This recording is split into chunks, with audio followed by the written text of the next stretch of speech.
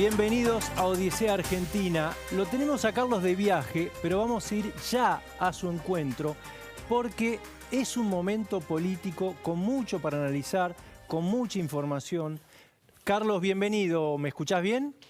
Sí, perfecto, Pancho. Buenas noches. ¿Cómo estás? Bien, muy bien. Bueno, hubo de alguna manera como un cambio de atmósfera, por lo menos así lo estoy viendo yo, después del atentado contra Cristina del jueves pasado. Y obviamente queremos saber cómo lo estás viendo vos, ¿no? Me parece que lo que hay, no sé si es un cambio de atmósfera o la misma atmósfera más viciada.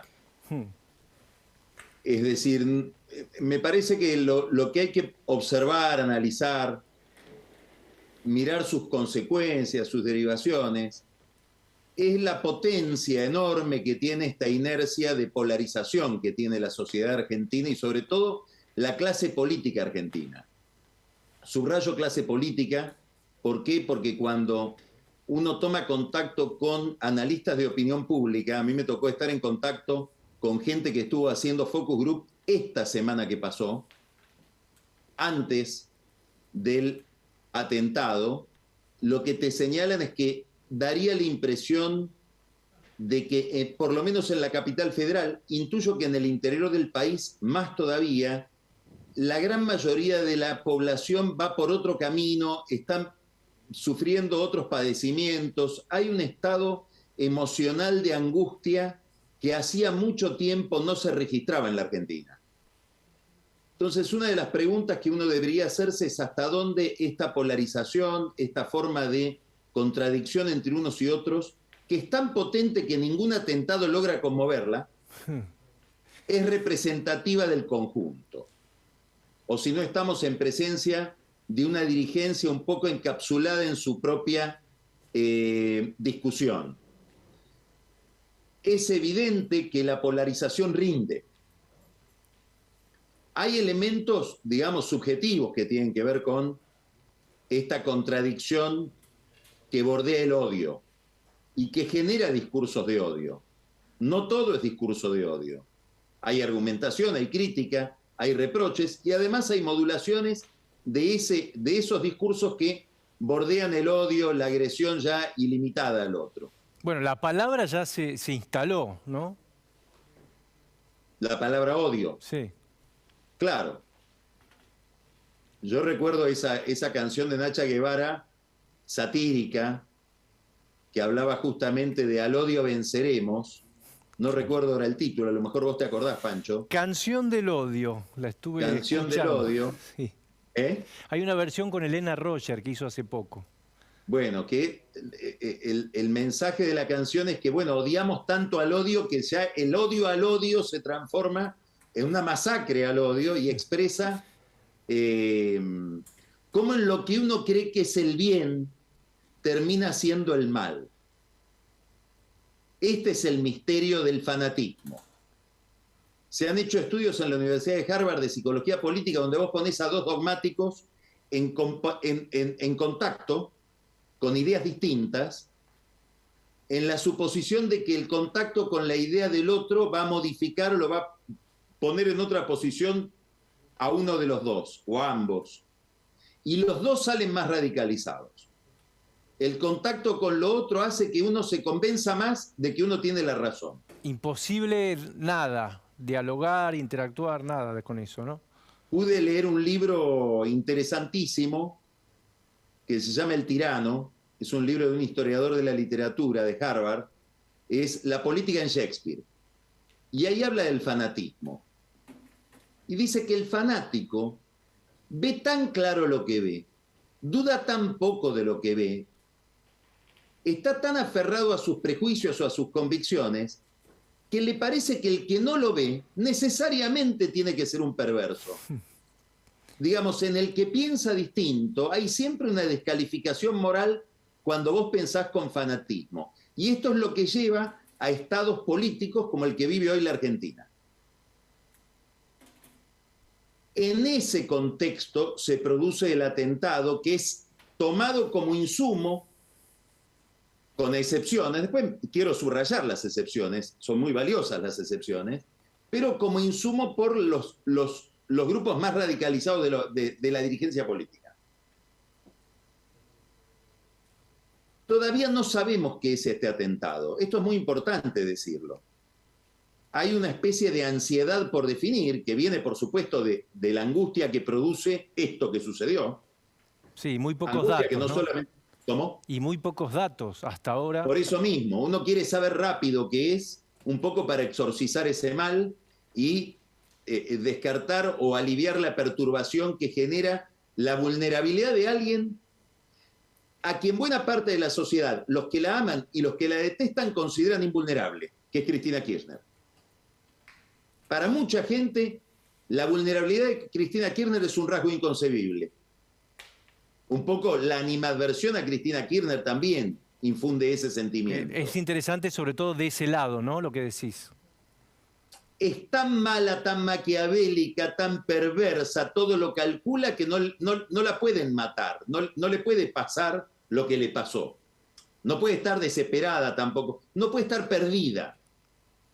Estos son supuestos de mucha gente que la mira desde ese ángulo. Ahora, de esta persona sabemos muy poco. Sabemos algunas cosas que son inquietantes, pero sabemos muy poco. Daría la impresión de que no es un caso de lo que se llama en la teoría, sobre todo esto se ha estudiado mucho cuando se estudia fundamentalismo, cuando se estudia el terrorismo, que es el tema de personas que se radicalizan, sobre todo jóvenes que se radicalizan. Es decir, que pasan de una posición crítica respecto de algo al odio militante, que lo lleva a la eliminación del contrario, a buscar la supresión del otro. Normalmente esos fenómenos de radicalización que estudia la literatura tienen que ver con agravios que ha sentido esa gente. Estoy pensando en un caso hipotético. Supongamos a alguien, no ocurrió, felizmente no ocurrió, que perdió un ser querido en el atentado de la AMIA. Y que ese hecho muy traumático, muy difícil de ser procesado emocionalmente, espiritualmente, existencialmente, lo conduce a una radicalización que sale con una ametralladora a limpiar gente. A matar a los que él presupone que fueron los culpables de ese crimen. No estamos ante un caso de esa naturaleza, estamos en un caso más parecido al del que asesinó a Shinzo Abe, claro, al que atacó a Rivan, digamos, atentados de gente que parece ser psiquiátrica. O sea, no hay una relación directa, decís vos, en este caso. No sería la respuesta a un padecimiento que lo llevó a esta persona a radicalizarse. Estaríamos más en presencia de algo psiquiátrico.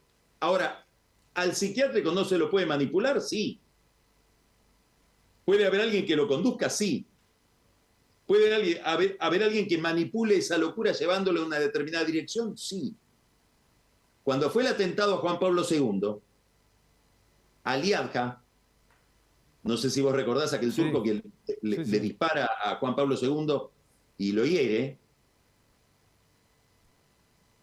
él no sabía, era un loco, pero no sabía que había un aparato de inteligencia que lo estaba manipulando y que tenía que ver con fuerzas de inteligencia comunistas que estaban obviamente muy enemistadas con el Papa, que estaba en una tarea sistemática de descomposición del comunismo provenientes de Bulgaria.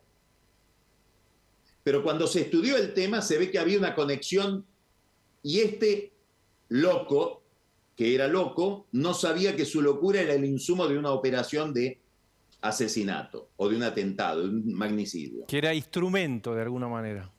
Exactamente, era un instrumento, fue un instrumento. Entonces,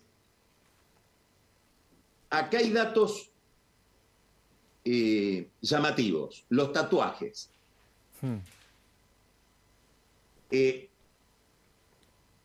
Fernando Sabac Montiel tiene tatuajes de una organización que se llama Batallón Azov. Es un grupo nazi. Con operación en Rusia y operación en Ucrania. Ahí tenemos el... Eso es lo que llama el sol negro. Claro. Que él tiene tatuado y que es el símbolo de esta organización nazi. ¿Es una organización nazi arqueológica? Es decir, estamos hablando de que él le rinde homenaje a una organización nazi del tiempo del nazismo, a una organización nazi que operaría hace 30 años. No, esta organización nazi hoy está actuando intensísimamente en Ucrania y tiene ramificaciones en la Argentina, políticas y económicas. Es más, ha realizado amenazas en la Argentina. Y uno de sus benefactores, de sus sponsors, está siendo investigado en un juzgado federal por lavado de dinero. No me extrañaría que en las próximas horas la DAIA haga una advertencia sobre esto, sobre estos símbolos que nos pueden hacer pensar, no lo sabemos, y es gravísimo que no lo sepamos, y tal vez no lo vayamos a saber, como suele pasar una vez más en la Argentina, si hubo alguien que lo manipuló, si hay alguna célula que ha manipulado a este, digamos, demente. Si mal no me acuerdo, es una organización que está investigando Servini de Cubría, que lavaba plata en paraísos fiscales, a las Islas Vírgenes, una causa que fue bastante en su momento, en el 2017. Creo que es Servini de Cubría la que tiene la causa que investiga a este mecenas de esta fundación, de esta organización. Ahora, no sabemos qué pasó. Sabremos, bueno, acá hay varias cosas que nos ponen frente. Mucha gente, estos datos de los que vamos a hablar ahora, Pancho, alimentan fantasías conspirativas. ¿Qué pasó con la custodia de Cristina Kirchner? Nadie te lo sabe explicar. No estaba el jefe de la custodia. Puedo delirar en el sentido que vos quieras. Puedo decir es todo azar, o puedo decir que Sabac Montiel, o el que lo manejaba, si es que hay alguien que lo manejaba, tenía el dato de que no iba a estar ese día el comisario Carbone. No lo sé. Nadie la protegió. Se enteró de que había habido un disparo, un intento de disparo que no se produjo en el departamento. La dejaron seguir firmando autógrafos. Cuando uno mira el atentado a Reagan, por ejemplo, ve cómo se le tiran encima a Reagan. Y se le tiran encima después y lo reducen los de la custodia de Reagan al atacante. Sí, acá no reacciona nadie, ni ella ni ninguno. Bueno, ¿cómo va a reaccionar ella? Es lógico que no reaccione, ni se dio cuenta, siguió firmando autógrafos. La custodia no sirvió ni para sacarla a ella de la escena. Supongamos que no se hayan querido tirar encima de ella. Yo tengo una teoría absolutamente delirante. A ver, me interesa. Le pido disculpas. Creo que le tienen tanto miedo que ni siquiera supieron protegerla. Dijeron, no, ¿cómo me voy a tirar encima? A lo mejor le quiebro una pierna y me echan. O no, o hace tanto tiempo están con ella que ya están rutinizados, achanchados. No la volvieron a poner en el auto. El auto es un auto blindado, de los pocos que hay en el sector público, ¿sabías? No sabía que era de los pocos que había, mirá. Sí, es el que usaba Silvia Magdalani en el gobierno anterior. Ah, mirá. Se me escapa una broma. A ver. Debe estar lleno de micrófonos. Es un karaoke de tantos micrófonos que debe tener adentro. Pero, y puede ser. Sigo. ¿Qué quiere que te diga? Digamos, vemos una mala praxis llamativa en la custodia, muy llamativa. Ahora, hay algo peor. Destruyeron el teléfono. Sí. Todo nuestro universo hoy está en nuestro teléfono. El 99% de la gente, tengo amigos que no usan celular, pero en general la gente tiene todo su universo en el teléfono móvil. Ese universo de Sabac Montiel lo hemos perdido por el mal uso de un software que es inventado para no perder información.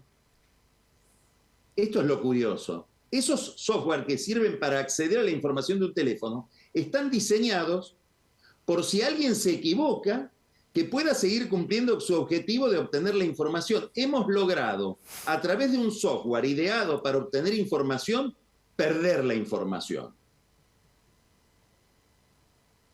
Bueno, yo no sé si hay alguien hilando cabos en todo esto que estoy diciendo. Si hay alguien que está investigando qué pasó dentro de la Policía Federal, obviamente el ministro de Seguridad sale a sostener a la fuerza, a respaldarla, que es el reflejo de todo ministro de Seguridad, sobre todo Aníbal Fernández, que tiene viejísimos vínculos con la Federal.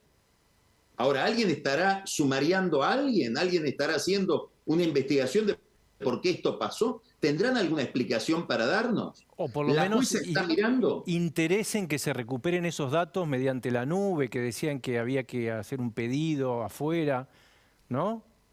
Yo no sé si esa disposición está. Yo lo que sé es que las telefónicas tienen la información de que, por ejemplo, eventualmente, hipotéticamente, nosotros dos hoy a la tarde nos comunicamos. Y hay en mi registro una llamada a tu teléfono. Ahora, lo que no hay es lo que hablamos. Lo que no hay es lo que chateamos. No sé si en algún lugar están las fotos que él conservaba. Todo ese universo riquísimo para saber quién es. Y eventualmente si alguien lo utilizó. Esto nos lo tiene que decir la jueza, que es hija de un comisario de la Policía Federal. Estrechísima relación tiene la jueza con la Policía Federal, tanto que sus principales padrinos políticos la conocen por las relaciones con su padre. El presidente la llamó a la jueza para pedirle cuidado, protejan la vida del atacante. Claro, eso lo dijo en la cadena Alberto Fernández. Sí, lo contó él. Un colaborador le dijo, aparentemente, tengo entendido yo, mirá, llamala para que lo pongan a este hombre en un lugar cuidado, en la alcaidía, que no lo manden a una cárcel común donde puede pasar cualquier cosa. Ahora, no se le ocurrió llamar al... Puede ser más o menos comprensible eso, que haya querido hacer ese llamado. Sinceramente no me parece para rasgarse las vestiduras. Es cierto que es el presidente y que ella es una jueza y que no hay que cruzar esa avenida. Pero la cruzó. Daría la impresión de que de modo inocente y con buena intención. El hijo del abogado que da clase en la Facultad de Derecho. No se le ocurrió llamar a quien sí debía llamar, que era su subordinado, el jefe de policía. Para decirle, che, preste atención al teléfono. Teléfono que tampoco lo recogió la policía. De reducirlo al atacante se encargó un concejal de presidente Perón y un grupo de manifestantes. Es decir, estamos por lo menos ante las miserias del Estado argentino. Si no queremos ir más lejos y pensar que hay una cantidad de rarezas que hay que investigar. Como mínimo torpezas que tuvieron consecuencias graves. Sí, y que habría que ver por qué se produjeron. Si fueron torpezas o hubo el intento de ocultar algo. En el gobierno, por ejemplo, sobre todo en el entorno de Cristina Kirchner, están muy interesados en Crónica TV. Este atacante, que aparece sistemáticamente haciendo declaraciones en programas de Crónica TV, en el programa de Tomás Méndez, ¿era él que buscaba la cámara? ¿O alguien lo contrataba como una especie de extra para que hable en contra del gobierno frente a las cámaras de televisión o a los mobileros del programa? ¿Era así? Son preguntas que se están haciendo en la intimidad de Cristina, ¿eh? Y claro, ahora aparece la novia si era también, así, ¿no? ¿Quién ponía la plata? ¿Cómo, Pancho? Que ahora aparece la novia también, en una situación parecida, ¿no? Ahora aparece la novia que hace una especie de performance por Instagram, probablemente en el momento en que ella sabía que iba a ser capturada, y dice una frase, algo así, cita a Milei, y dice, Milei dice que a todos los corruptos hay que tratarlos por igual. Milei había dicho algo parecido: a los corruptos hay que tratarlos por igual como al común de los ciudadanos. Pero Brenda Uliarte, la novia de Sabac Montiel, usa otra palabra. Dice hay que tratarlos igual que a los civiles. Es rara la palabra civil. Sí, claro. Normalmente se usa civiles en las fuerzas de seguridad o en las fuerzas armadas. ¿De dónde viene la palabra civiles que atraviesa por la boca de esta chica? Otro signo de interrogación.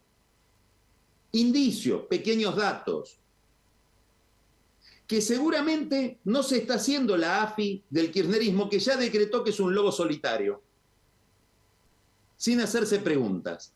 Probablemente porque si decimos que es un lobo solitario le podemos imputar que es casi una víctima del clima de odio, como dijo el presidente, que genera la justicia.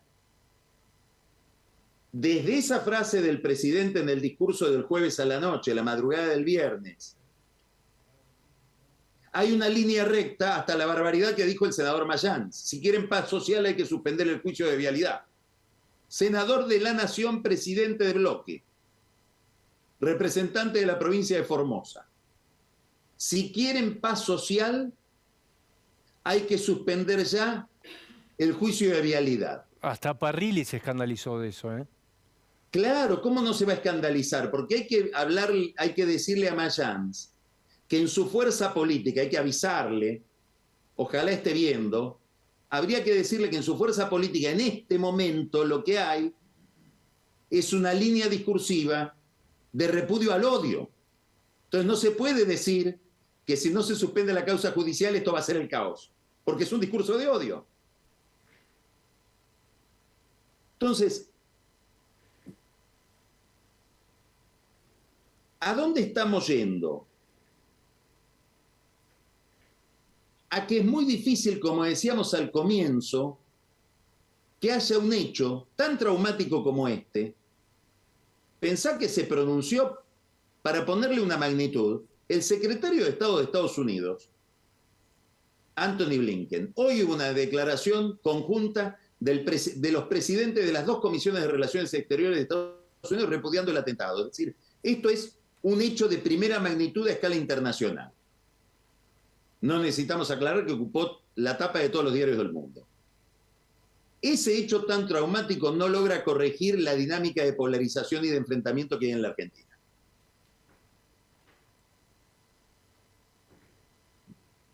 Te voy a mencionar un episodio histórico.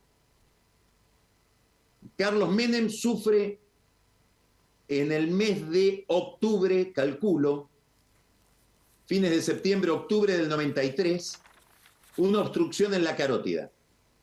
Lo tienen que operar. En el posoperatorio recibe la visita de Raúl Alfonsín. Sí, 14 de octubre del 93 lo operan a Menem, exactamente. Extraordinario, Pancho.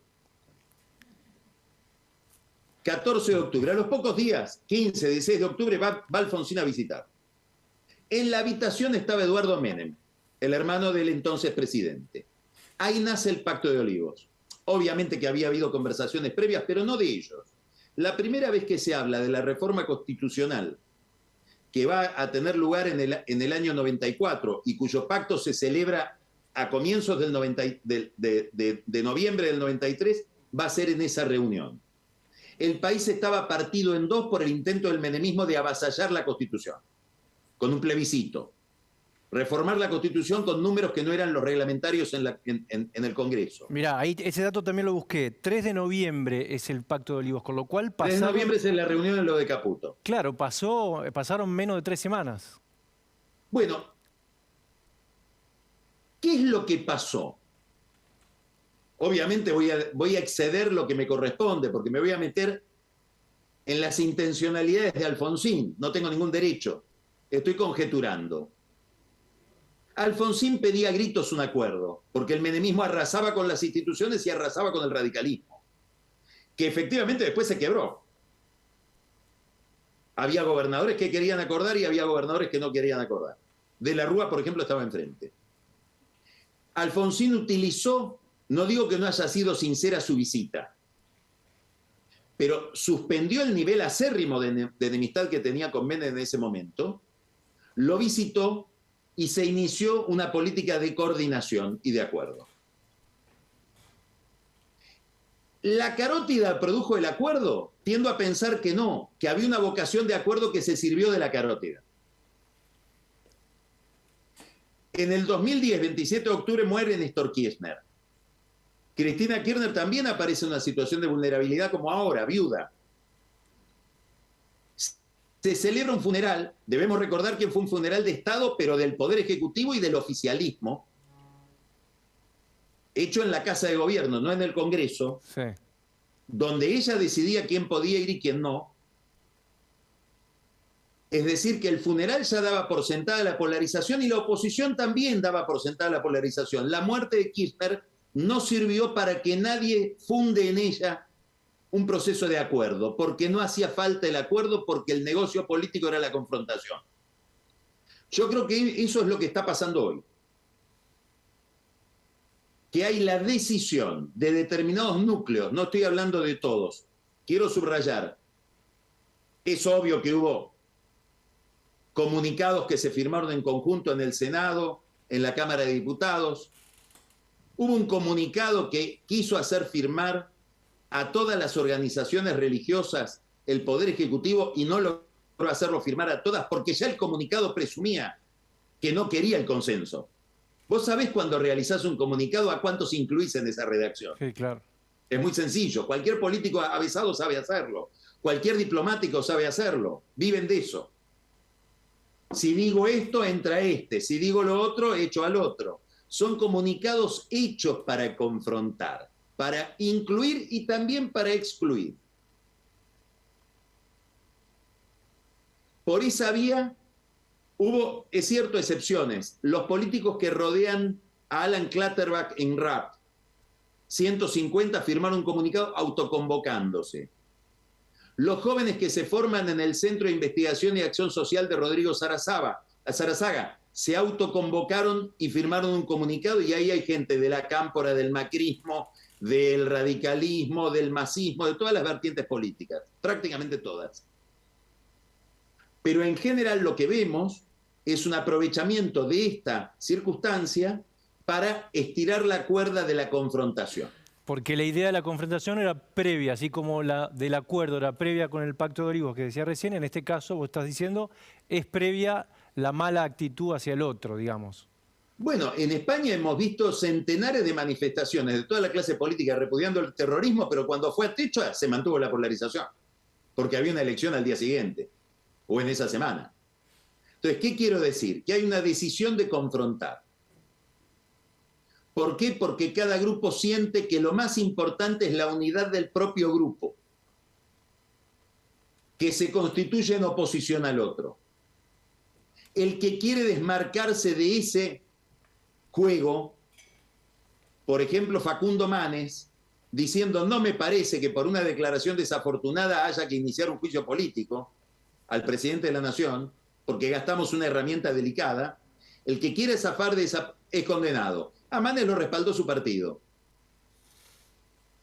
Es decir, dominan los extremos cada fuerza y dirigen una confrontación que lo lleva a mantener la cohesión interna, en la idea de que se gana con la unidad. El problema es si se gobierna de esa manera. No sabemos qué va a pasar con la figura política de Cristina Kirchner, Pancho, después de estos hechos. Hay quienes dicen, bueno, le puede pasar que la percepción de que es una víctima, porque hay que decir, no es que se victimiza, es una víctima, la quisieron matar, le mejore la imagen, como pasó con la viudez. Puede ser. Cuando fue lo de la viudez, el salario real se estaba recuperando aceleradamente desde la crisis del 2009. Toda la economía del 2010 es una economía de recuperación. Tanto que a muchos kirchneristas los ofende que se diga que en el 2011 ganaron por la muerte de Néstor. No, no ganamos porque habíamos recuperado el ritmo de la economía porque estábamos gobernando bien, te contestan. Ahora será lo mismo. No sabemos. Sí sabemos que hay un intento de polarización y que hay un intento burdamente expresado en Mayans de ataque a la justicia. Carlos, antes porque nombraste el tema de economía y me interesa particularmente eso, Sí. pero hablas de la justicia. Ayer Horacio Berbisky habló de algo que vos hablaste el lunes pasado respecto de esa confusión entre los dos jueces. Entre los dos militares. Entre los dos militares, claro. Jiménez Uriburu. Sí, yo no, voy a recordarlo brevemente y me voy a referir brevemente a esto porque vos lo mencionás. Pero me parece que ya está clara la cuestión. Berbisky publica una nota, creo que el 14 de agosto, y confunde, le tira encima al juez Rodrigo Jiménez Uriburu, que preside el tribunal que está juzgando a Cristina, y a los demás imputados en esa causa, que su mujer es nieta de un coronel que produjo la masacre de Margarita Belén con desaparecidos, etc. Ese párrafo desaparece de la nota. Nosotros mostramos eso, y como no estaba el párrafo en la nota el lunes pasado, habían pasado 3 semanas, mostramos una nota que había sido reproducida. ¿Qué es lo grave? Que Berbisky se equivocó, y sí, se equivoca en un tema importante porque es tirarle la represión ilegal a una familia encima después, porque el abuelo no era el abuelo. El verdadero abuelo de la mujer del juez es un coronel también del ejército que había, Hornos de apellido, Gaspar Roberto Hornos, no Armando Hornos como el que menciona Berbisky, que se había retirado antes del año 63 y que en el 63 ya retirado era un militar democrático que formaba parte del directorio de YPF del gobierno de Ilia. Bueno, él dice que él sacó eso porque detectó el error, ¿no? Él dice que hubo mala fe en los que señalamos ese error porque él corrigió el error a los pocos, era un borrador, dice lo que publicó. Raro que uno publique borradores, y que lo dejó apenas unas horas la madrugada de ese domingo 14. Y que yo lo leí por eso en otra página. Debo decir que leo las notas de Berbisky casi cuando aparecen, en la madrugada del domingo. Casi siempre, porque me interesan. Debo decir también que ese día, a las 9:30 de la mañana, Berbisky en su programa de radio repitió el error que había supuestamente borrado a la madrugada. Es raro que alguien cometa un error, lo borra y lo vuelve a repetir después por la radio. ¿O está mintiendo? Sí, en general ahí se pone una errata y se explica que hubo un error, sobre todo para los que, como vos, lo leyeron temprano y no se percataron del error. En este Exactamente. Caso. Bueno, lo importante de todo esto es que terminó cometiendo el error la vicepresidenta de la Nación en un discurso que ella pretende que sea histórico. En un discurso histórico quedó contaminado por la bajeza de acusar a una familia de haber tenido antecedentes en la represión clandestina. Y Berbisky dice otra cosa que es exquisita. Dice, nadie odia más el error que el que lo comete. Probablemente la familia Hornos odie más el error que él. Digamos, hay un egocentrismo llamativo, ¿no? Pero bueno, demos vuelta a la página porque eso ya está, Pancho. Sí, estábamos hablando de la economía. Sí. Y estábamos diciendo eso, que es evidente que Cristina Kirchner se ha ratificado como la jefa del peronismo hoy. En alguna medida el peronismo necesita salir del tema corrupción, no solamente por la corrupción del gobierno kirchnerista, por la corrupción de muchos dirigentes peronistas, de muchos gobernantes de la Argentina, lo hemos dicho muchas veces. Si aplicáramos el mismo patrón que se aplica en Santa Cruz a otras provincias, no encontraríamos la dimensión de Santa Cruz, es cierto, delirante, todo hecho con una sola empresa, pero encontraríamos cosas parecidas. Entonces, mejor que sea una persecución, entre comillas, no un juicio justo. Ahora, eso le da a ella la posibilidad de ser la que organiza el partido. No sabemos si todavía va a ser la candidata, ella no lo sabe, pero ella puede decidir quién es el candidato. Para eso depende de cómo esté la economía. Ahora, es una pregunta que se tiene que hacer también la oposición.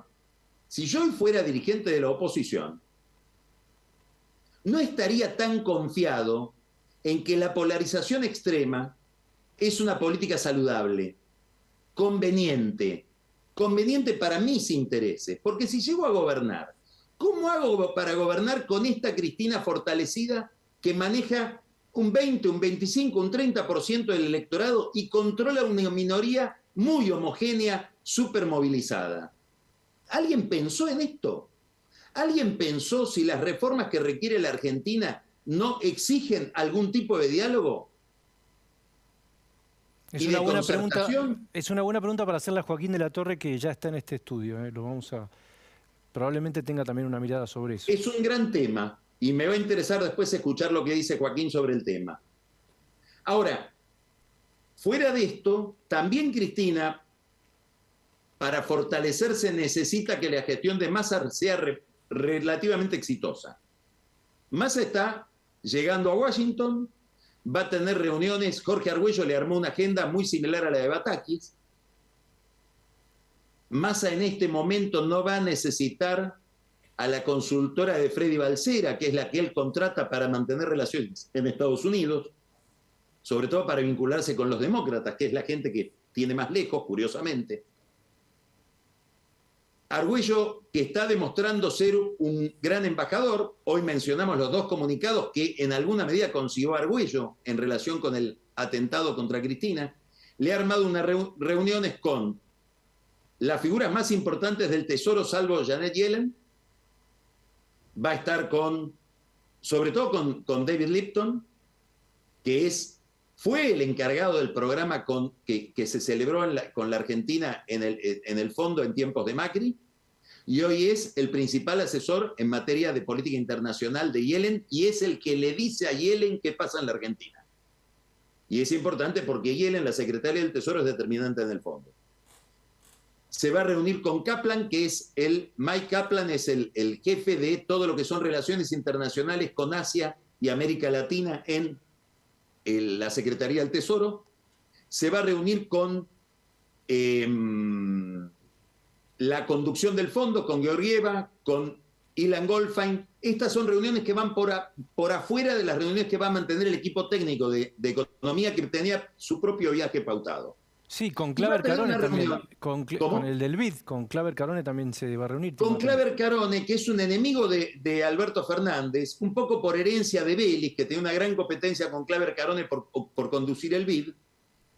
Massa llega ahí por sus amigos republicanos de ultraderecha, digamos, que son básicamente dos cubanos. Bob Menéndez, demócrata, presidente de la Comisión de Relaciones Exteriores de la Cámara de Representantes, y Marco Rubio, que es la figura más importante de lo que serían los republicanos, diríamos, ligados a Trump en el estado de Florida.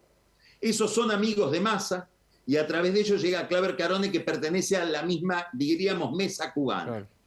Ahí la cuestión es si consigue o no 800 millones de dólares que tendría para desembolsar el BID en la Argentina, y que se viene resistiendo a hacerlo con la excusa de que todavía no está aprobada la revisión de septiembre del fondo. ¿Cómo llega Massa a Washington? Haciendo cosas que el kirchnerismo en su vida soñó que iba a hacer. Corroyendo al kirchnerismo desde adentro. Lo bendicen a Massa desde la cámpora, no lo bendice Cristina, pero lo toleran, cosas que ni el 10% le hubieran tolerado a Guzmán. Bueno, de hecho Máximo dijo que está arreglando el desastre de Guzmán, incluso. Bueno, subió la tasa de interés como no la subió Guzmán. Está a la derecha ortodoxa Massa de Guzmán. Ha hecho un ajuste fiscal, por lo menos en el discurso, muy superior al de Guzmán. Renegoció la deuda y la postergó, cosa que no hacía Guzmán. La deuda en pesos estoy hablando. Y acaba de devaluar. Sí, está bien, devaluó para un sector, por un mes. Pero devaluó. Va a obtener dólares, dicho sea de paso. Los que conocen mucho el mercado de granos dicen, hay euforia por liquidar en este mes, Y se podría pasar de 3.500 millones del mes pasado a 5.000 este mes. Bueno, de hecho, la liquidación de hoy son 326 millones de dólares más que toda la semana pasada. Solamente bueno, quiere decir que este dólar de 200 pesos, que implica una gran masa de emisión, que implica endeudamiento del Tesoro con el Banco Central, etcétera, tiene un efecto y le va a mejorar la situación de reservas.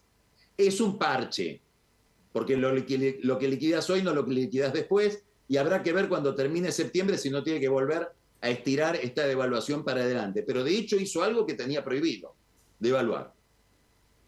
Yo creo que todo esto va a ser, y lo podría decir con bastante certeza, que la revisión de septiembre Massa la pasa.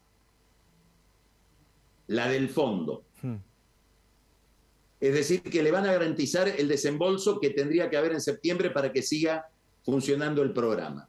El problema es diciembre, ahí no sabemos. Y ahí Pancho tiene una doble revisión. Tiene la revisión del fondo y tiene la revisión de Cristina. Claro.